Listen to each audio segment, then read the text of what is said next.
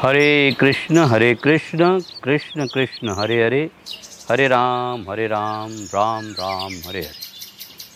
आज का जो विषय है, भगवत गीता में भगवान श्री कृष्ण ने 2 श्लोकों के द्वारा पूरी जो है परंपरा तत्व की वो बड़ी सुंदर ढंग से समझाई है। ध्यायते विषयान पुंसा संगस्तेषु उपजायते, संगात संजायते काम, कामात् क्रोधो विजायते, क्रोधात् भवति सम्मोह, सम्मोहात् श्रुतिविभ्रमः, श्रुतिविभ्रमात् बुद्धिनाशो, बुद्धिनाशात् प्रणश्यति। तो प्रभुपाद जी बड़े सुंदर ढंग से इस विषय को, इस श्लोक को विस्तार से समझाते हैं। तो सबसे महत्वपूर्ण चीज़ समझाते हुए कहते हैं, ध्यायते मतलब लोगों का ध्यान चला जाता है। तो ध्यान कहाँ चला जाता है? तो ध्यायते ध्यान चला जाता है विषयान मतलब विषयों की ओर। ध्यायते विषयान, पुंसाम, पुंसाम का मतलब मनुष्यों का ही ध्यान विषयों की ओर चला जाता है। कोई भी विषय हमें नहीं बुलाते। जैसे मिठाई के दुकान में जो लड्डू होता है, वो ये नहीं कहता कि इधर आ जाओ, मुझे खा जाओ, मैं बहुत मीठा हूँ। या कोई दही, कोई समोसा, कोई वड़ा पाव, कोई मिसल, कोई भी भांत भांत के जितने भी व्यंजन हैं, वो कोई भी विषय, कोई भी व्यंजन हमें बुलाता नहीं है। वो तो हमें बुला चुका है, हमें बुलाता है, लेकिन हमें उनको बुलाते हैं। तो इस तरह से लोगों का जो स्वाभाविक जो है कल, वो विषयों की ओर चला जाता है। लेकिन विषय जो हैं वो जड़ हैं। विषयों को ये भी पता नहीं है कि स्थिति क्या है, कैसी है, हम क्या है और कैसे हैं, कैसे समझ में आते हैं। कोई भी बात उनके भली भांति समझ में नहीं आती है। और जितने भी सारे विषय हैं वो जड़ होने के नाते उनमें चेतना का अभाव है, अचेतन विषय है। लेकिन हमारी इंद्रिया जो है वो तो स्थिर हैं, लेकिन जो ये मन है यही विषयों की ओर चला जाता है। इसलिए ध्यायते विषयान पुंसा संगस्तेषु उपजायते, उसमें फिर उन विषयों का संग करने की उसकी इच्छा हो जाती है। और फिर संग करते करते करते उसकी कामना बढ़ जाती। फिर कामना की अपूर्ति होने से क्रोध बढ़ जाता है। क्रोध ज़्यादा बढ़ने से सम्मोह हो जाता है।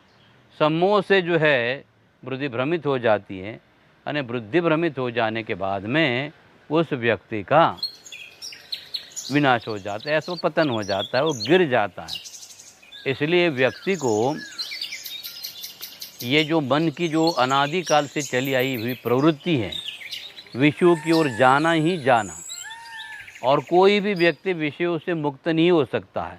लेकिन अपने लिए अलग अलग विषयों को वो स्वीकार कर सकता है, विषयांतर कर सकता है। लेकिन विषय तो होगा ही होगा, उसका मन जाएगा ही जाएगा। तो इसलिए प्रभुपाद जी समझाते हैं कि पहले क्या जाता है, मन चला जाता है विषयों की ओर। और मन चले जाने के बाद में फिर वो मन बुद्धि को कहता है कि मुझे उन विषयों का आस्वादन करना है। तो बोले देखो, तुम पैर को आदेश दे दो, पैर खड़े हो जाएंगे, विषयों की ओर भागना शुरू कर देंगे। तो इस तरह से बुद्धि जो है फिर पैरों को आदेश देती है, पैर उस विषयों की ओर चले जाते हैं। फिर पैर जब विषयों की ओर चले जाते हैं तो स्वाभाविक तौर पर हाथ जो है उन वस्तुओं को स्वीकार करता है और लेके उसका टुकड़ा मुख में डाल देता है।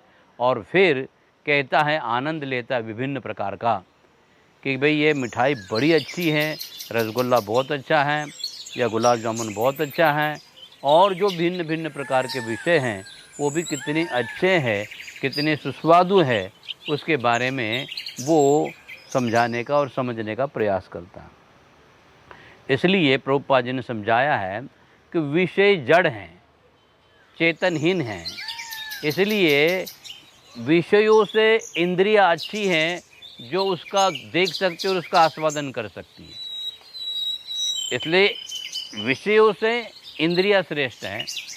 इंद्रियों से भी, इंद्रियों को आदेश देने वाला मन श्रेष्ठ है, मन से भी बुद्धि श्रेष्ठ है, क्योंकि विषयों को अच्छा बुरा है समझाने का प्रयास करती है।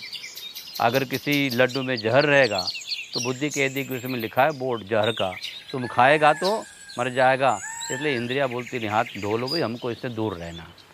तो इसलिए एन केन प्रकार है न कि मन से बुद्धि श्रेष्ठ है, बुद्धि से ज्ञान श्रेष्ठ हैं, ज्ञान से ज्ञान देने वाले आचार्य श्रेष्ठ हैं, आचार्य जिस शास्त्रों से ज्ञान लेते हैं वो शास्त्र श्रेष्ठ हैं, अन्य शास्त्र के निर्माता भगवान होने के नाते सर्वोपरि भगवान, उसके बाद में शास्त्र, उसके बाद में आचार्य, उसके बाद में बुद्धि, उसके बाद में ज्ञान, ज्ञान के बाद में बुद्धि, बुद्धि के बाद में मन, मन के बाद में इंद्रिया, और इंद्रिया के बाद में विषय आते हैं। तो इस तरह से ऐसा यह विषयांतर होते जाता है। लेकिन सर्वोपरि तत्व भगवान होने के नाते अगर ये मन भगवान कोई विषय बना देता है तो विषयों से मुक्त हो जाता है, और जिस रस का वो आस्वादन करता है वो रस इस संसार में कहीं पर भी नहीं है। और वो इसलिए ना उसको किसी प्रकार का दुख होगा, ना कभी भी वो डिप्रेशन में चला जाएगा, ना कभी किसी प्रकार का दुख और खेद उसको होगा नहीं, क्योंकि उसका विषय ही विपरीत परिणाम देने वाला नहीं है। और जब विपरीत परिणाम नहीं है और भगवान स्थिर हैं, इसलिए मन भी स्थिर है, इंद्रिय भी स्थिर है, बुद्धि भी स्थिर है। जिनका सब कुछ स्थिर है वो स्थिर है, और उसको धीर पुरुष कहा जाता है। और बाकी तो सब कुछ अस्थिर है, किधर भी मन जाएगा, स्थिर नहीं होने के नाते वो उसका मन चंचल रहेगा, दुखी रहेगा, भ्रमित रहेगा और उल्लू का पट्टा रहेगा। हरे कृष्ण।